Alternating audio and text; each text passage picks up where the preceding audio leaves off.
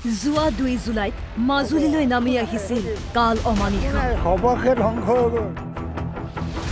ব্ৰহ্মপুত্ৰৰ কালান্তক বানে আউনীআটী কমলাবাৰী সংযোগী মথাউৰিৰ এটা অংশ ছিঙি নামনি মাজুলীৰ অৰ্ধশতাধিক গাঁও নিমিষতে প্লাবিত কৰিছিল। তাৰ এদিন পাছতে জলসম্পদ মন্ত্ৰী পীযুষ হাজৰিকাই চিগা অংশ পৰিদৰ্শন কৰাৰ লগতে 15 দিনৰ ভিতৰত মেগা জিঅ'বেগ সংস্থাপনেৰে চিগা অংশ পুনৰ নিৰ্মাণৰ নিৰ্দেশ দিছিল। ৰেছপন্সিবিলিটি লোৱা মানুহ দি পঠাই দিয়ক, ৰাতিৰ ভিতৰত মেগা টিউবেট পাব লাগিব মাজুলীত। মন্ত্ৰী হাজৰিকাৰ নিৰ্দেশৰ পাছতে যুদ্ধকালীন তৎপৰতাৰে চিগা অংশৰ পুনৰ নিৰ্মাণৰ কাম আৰম্ভ হয়। পুনৰ বান অহাৰ আগতে মথাউৰিটোৰ মেৰামতি সম্পূৰ্ণ হৈ উঠাৰ সম্ভাৱনা প্ৰকট হৈ উঠিছে। হয়, যোৱা 2 তাৰিখে যি বিভীষিকাময় পৰিস্থিতিৰ সৃষ্টি হ'ল, এই চিগাটো ব্ৰহ্মপুত্ৰৰ বাঢ়নী পানীয়ে ছিঙি পেলোৱাত ইয়াৰ প্ৰায় 5 ঘৰ মানুহৰ বিস্তৰ ক্ষতি হৈছে। তাৰ বাদেও এই বৃহত্তৰ অঞ্চলত বহুত খেতি পথাৰ ইতিমধ্যে নষ্ট হ'ল।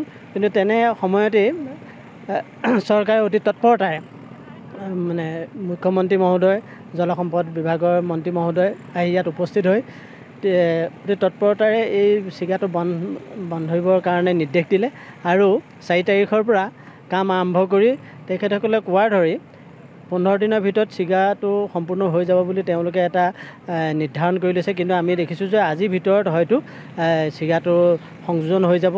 মথাউৰি চিগা অংশটোৱে মাজুলীৰ ঐতিহ্যমণ্ডিত শ্ৰী শ্ৰী আউনীআটী সত্ৰৰ লগতে স্থানীয় গাঁওসমূহৰ সুৰক্ষাৰ প্ৰতি চৰম ভাবুকি কঢ়িয়াই আনিছিল। আউনীআটী সত্ৰৰ সত্ৰাধিকাৰ ডক্টৰ পীতাম্বৰ দেৱ গোস্বামীৰ লগতে মাজুলীবাসীয়ে চৰকাৰক মথাউৰিটো শীঘ্ৰে নিৰ্মাণৰ আহ্বান জনাইছিল।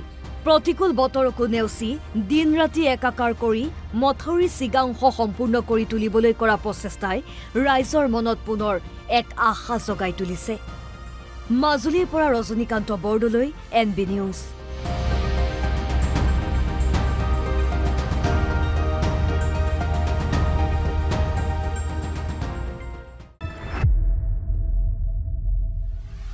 যোৱা 2 জুলাইত মাজুলীলৈ নামি আহিছিল কাল অমানিশা।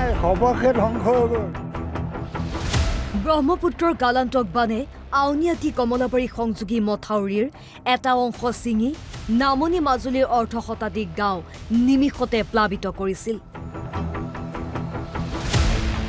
তাৰ এদিন পাছতে জলসম্পদ মন্ত্ৰী পীযুষ হাজৰিকাই চিগা অংশ পৰিদৰ্শন কৰাৰ লগতে 15 দিনৰ ভিতৰত মেগা জিঅ'বেগ সংস্থাপনেৰে চিগা অংশ পুনৰ নিৰ্মাণৰ নিৰ্দেশ দিছিল। ৰেছপন্সিবিলিটি লোৱা মানুহ দি পঠাই দিয়ক, ৰাতিৰ ভিতৰত মেগা টিউবেট পাব লাগিব মাজুলীত।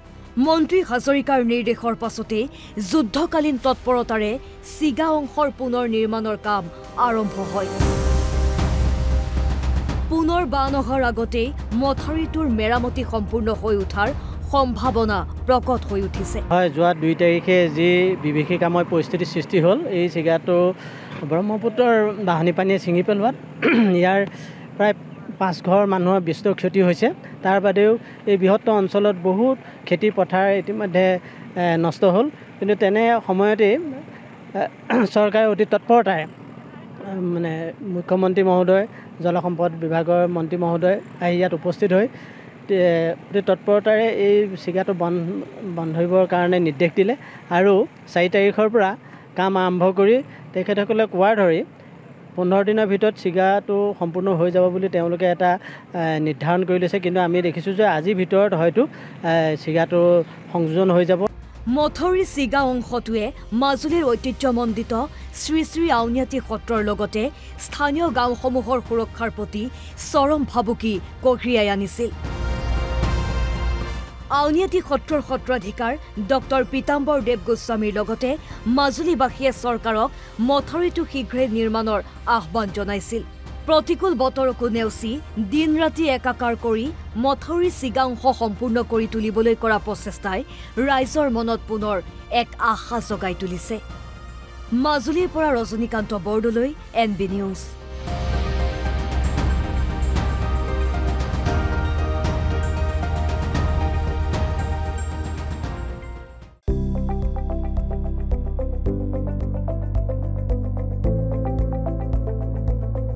NB নিউজ, সহজ সৰল ভাষাত নৱভাৰতৰ কথা।